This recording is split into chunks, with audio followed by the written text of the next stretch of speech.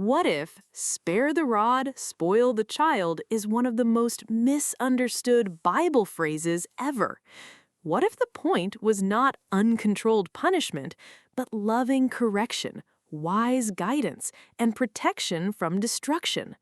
Most people quote this phrase as if the Bible is mainly saying discipline means force, correction means harshness. A child must be punished to be formed. But when you read the deeper biblical context, the rod is not about rage, it is about shepherding. Before we start, click the first link in the description for your free Ultimate Study Guide, PDF Messianic Prophecies from every book of the Old Testament. Number 1. That exact phrase is not in the Bible. This surprises people.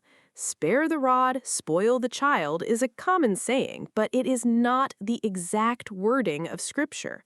The idea comes from Proverbs, where discipline is connected to wisdom, correction, and love. But Proverbs is not giving permission for cruelty.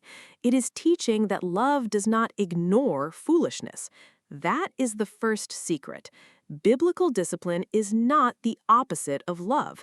It is one expression of love when it is done with wisdom, patience, and righteousness. A parent who never corrects a child may call it kindness, but Scripture says children need guidance. They need formation. They need someone who loves them enough to teach the difference between wisdom and destruction. Number 2. The rod is a shepherd image. This is the part many people miss. In the Bible, a rod is not only an instrument of punishment, it is also a shepherd's tool. Psalm 23 says, "Your rod and your staff, they comfort me." Why would a rod comfort a sheep?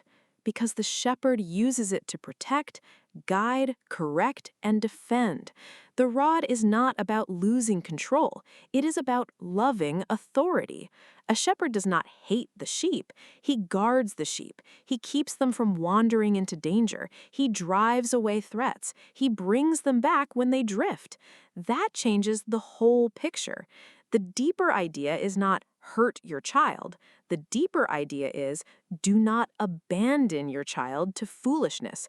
Do not confuse love with passivity. Do not let a young heart wander toward destruction without correction. Number 3. God's discipline is fatherly, not cruel. Hebrews says the Lord disciplines the one he loves. That can sound harsh until you understand the point. God's discipline is not abuse. It is not rejection. It is not explosive anger. It is the training of a father who wants his children to share in holiness. That means discipline has a goal: restoration, wisdom, life, peace.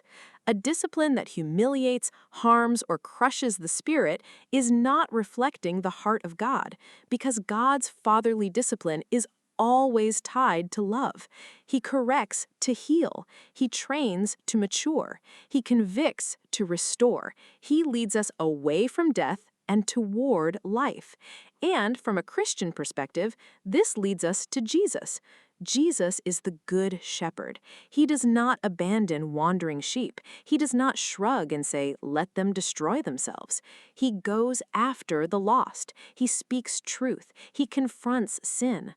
But he also carries the weak. He restores the broken. He lays down his life for the sheep. That is the deepest revelation. Real spiritual authority never uses power to crush. It uses power to protect. So this misunderstood phrase should never be used as a cover for anger. It should never be used to justify harm. It should never make children afraid of love. The Bible's vision is deeper.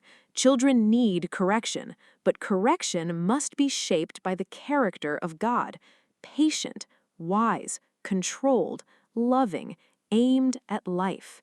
So the question is not only, should foolishness be corrected? Yes. The deeper question is, does my correction look like the shepherd? Because the rod of God is not the weapon of an angry tyrant. It is the tool of a loving shepherd who refuses to let his children wander into death.